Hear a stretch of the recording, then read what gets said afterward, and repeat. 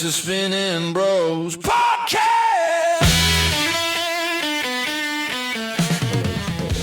All right, so blind v blind. This is kind of funny plus. Okay, funny plus.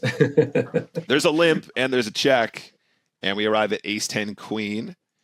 Sido decides to bet, and there's a float. There's a deuce on the turn. I would imagine we're allowed to bluff really aggressively here. Sido goes again, full pot, lovely stuff, gets called.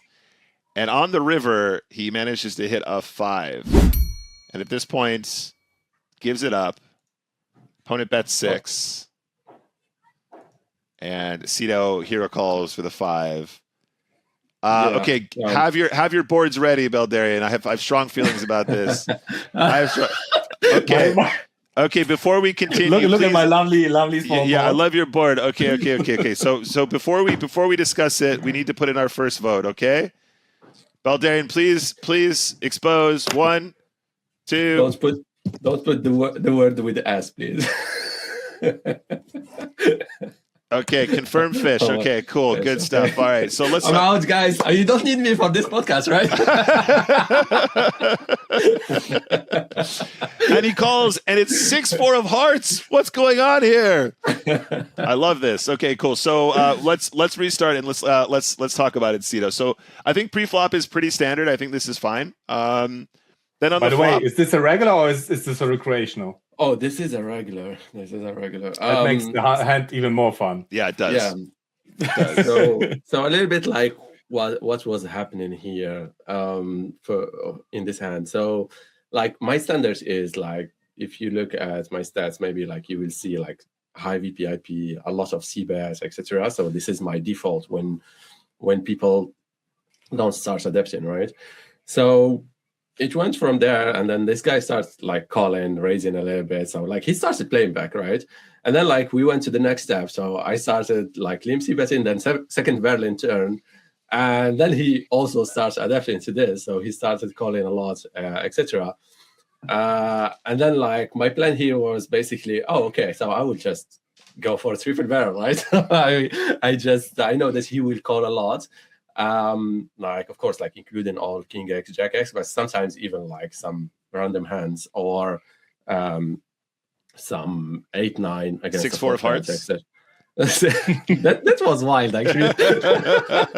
But yeah, like you got my points, and then like I had the 5, and I was like, like this guy now has a lot of air, and maybe he can turn them into bluff, because like if he's not on a lot of ace X. If he's having 10x, queen X, he will check them back. So beside king jack, maybe if he's not isolating this, which he would a lot of time, he's having a lot of air type hands. So then I went for the check call, which is like very interesting. Like when you get to those levels and you play the players a lot, and you have like ton of hands against him, you start creating those kind of dynamics. And you end up having this kind of call that everyone calls you a fish. No, I think he looks more like a fish in this hand, to be honest. I completely Because like agree. calling this flop alone, like Yeah, at least crazy, at least right? 6-4 of diamonds. Have some respect, Sido. Do these guys respect you at all? This is outrageous behavior. This is outrageous. No, I think can this, get with the I think the blind v blind dynamic is so interesting, and it gets so level. Like this is probably the place where you level the hardest, right? You have these leveling wars in the extreme. And I think I have a very similar line here. I probably just blast off river because I'm a fish. So. He can't have queen 5 anymore, so I'm definitely just gonna slam river or something like that. But like a lot of players just are never gonna fold a queen when you play this way. A lot of players not with that dynamics. Well, exactly, you're right. Yeah. So I think the flop in the turn is like you should have a huge range advantage. When he checks back, he has like none of the good stuff here. Basically, might have a queen, might have a 10, might have like a 10 with a straight draw, a queen with a straight draw, might have a flush draw, lots of flush draws probably, especially if they think they have fold equity if you slow down on the river. And then I mean, look.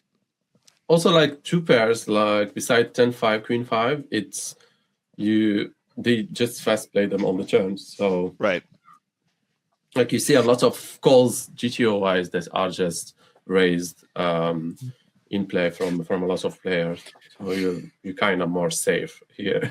Sure. What would have been more interesting, Sido, if the rivers are 3 and you find the check call was 6-5 and win versus 6-4. then it might have been a report to Winamax. This guy can see my cards, kind of thing. But or he might quit poker. that would have never play. If you would hit the tables, he would be gone. Yeah. Perfect. But I like that you had a plan, right? So you basically always were a level ahead. So you knew exactly that this guy is calling too wide because you saw showdowns where he had hands that he was not supposed to. There's a lot of knowledge involved, right? So you first need to know what kind of hands he is supposed to call on the flop, then what kind of hands he's supposed to call on the turn, and then you made the decision that he's too wide. So he's trying to exploit you. And then you are just going ahead, one way ahead, and you are going, I'm going to triple barrel this guy with everything. But then you need to be careful because when he sees a triple barrel with the 6-5 off, he will probably make his assumptions as well, and then he might call you down here with jack highs, or he'll do crazy stuff like jamming turns with air balls, and there's dynamics can be crazy, but that's also fun, right? So if you're really good at this street poker style, that's really cool. If not, then you should probably use, I don't know, a different strategy, right? So let me ask you this, Sido, as well. How often are you finding a check with an ace on this river, right? It seems like a good spot to have some checks with ace, right? Trying to get the flush draws to bluff, trying to get the jack X to bluff, trying to get the king X to bluff. I think kind of hands that have that are ahead but not super strong, so not 2 pairs plus. I think they kind of want to check call here. So I think having a 5x or 10 jack, queen jack are kind of same here. Yeah, I mean more or less in terms of check calling, of course.